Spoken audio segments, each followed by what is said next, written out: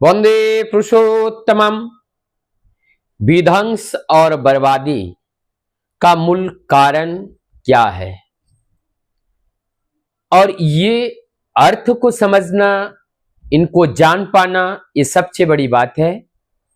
और विध्वंस हम किसको कह रहे हैं या बर्बादी हम किसको कह रहे हैं, इस चीज को हमें समझना पड़ेगा।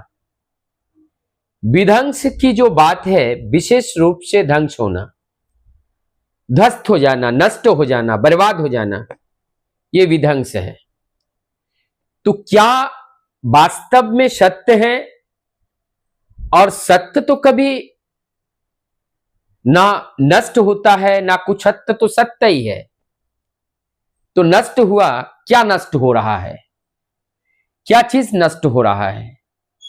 तो ये बात यहां पे स्पष्ट है, जो जन्म लिया है उसी का नष्ट हो रहा है। तो यहां पर जन्म क्या लिया? जन्म तो इस संपूर्ण सृष्टि का हुआ। तो इस सृष्टि में हर चीज लय भी होता है, नष्ट होता है, तब तक ये स्वाभाविक है। तो इसमें विध्वंस की क्या बात है?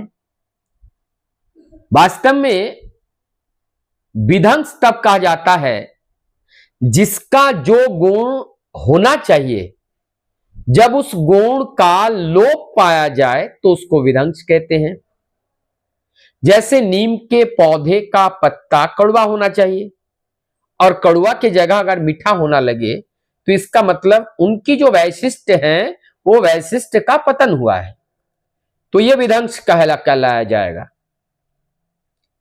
मनुष्य है, और मनुष्य के अंदर जो मनुष्य तत्व है, या कह लिए जो मानवीय गुण है, यदि मानवीय गुण और मनुष्य तत्व अगर नहीं है, तो इसका मतलब ये विध्वंस की ओर है, ये पतन है।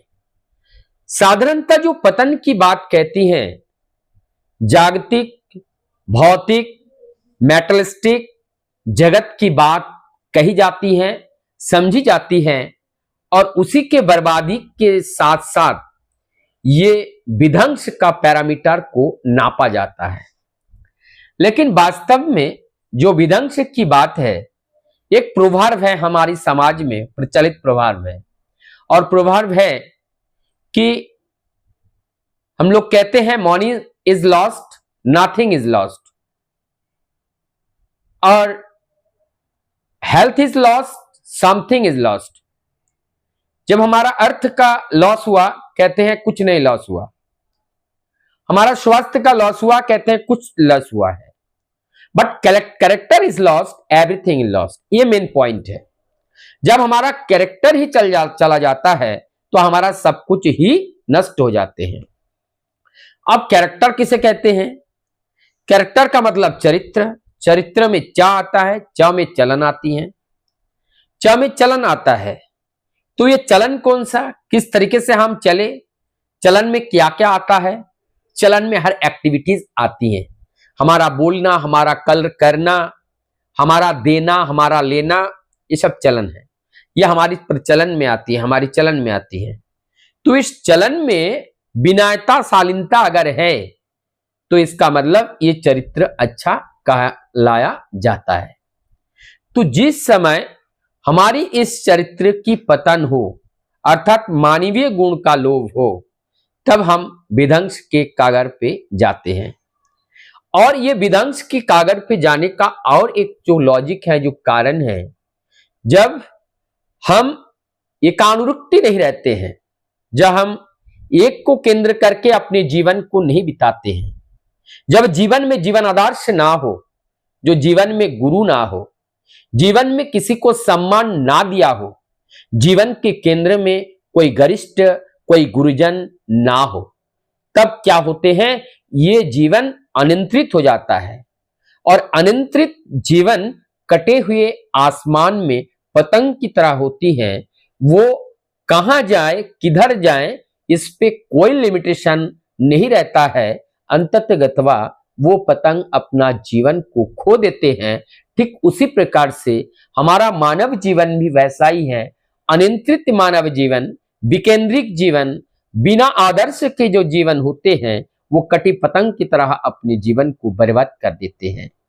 तो हमारी जीवन को ये जो विध्वस्त है, जो पतन है, ये पतन का मूल कारण ही है अनियंत्रित चलन।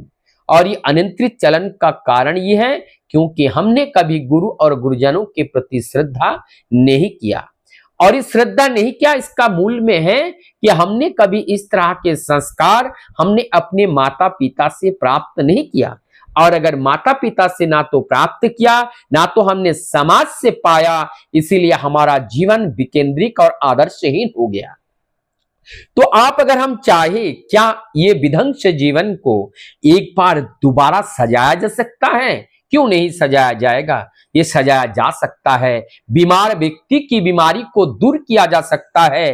कांटे चुभे हुए पैर में से कांटे निकलकर पुनः अगर शांति दिया जा सकता है, तो ये विकेंद्रिक जीवन को केंद्रित क्यों नहीं बनाया जा सकता है?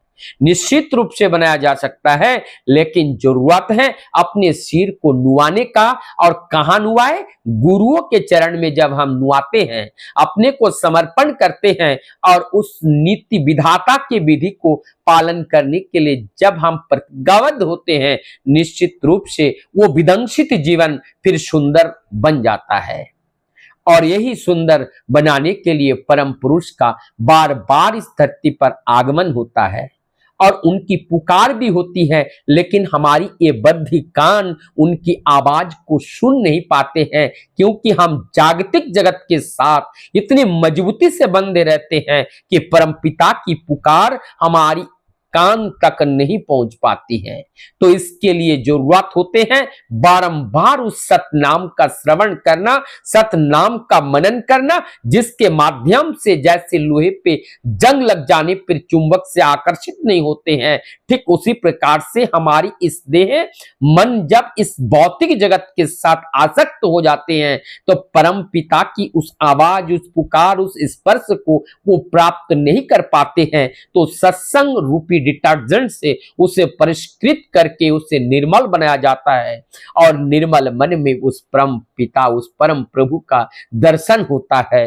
तभी आत्म जागरण होती है और आत्म जागरण से आत्मग्लानि दूरीभूत होती है और आत्मग्लानि दूरीभूत होने से हमारा मन निर्मल होते हैं और निर्मल मन आईना की तरह होते हैं और उस दर्पण में मैं अपने रूप को देखते हैं और उस रूप से हम अपने को जानते हैं कि कहाँ कमी है, कहाँ क्या असुविधा है। सारी असुविधा को सुविधा बनाकर, असुंदरता को सुंदर बनाकर उस आदर्श रूपी आईना से हम अपने जीवन को सुंदर बना लेते हैं। सुंदर एक गुलदस्ते की तरह हम सजा लेते हैं और वो आईना हमारे जीवन में कौन है?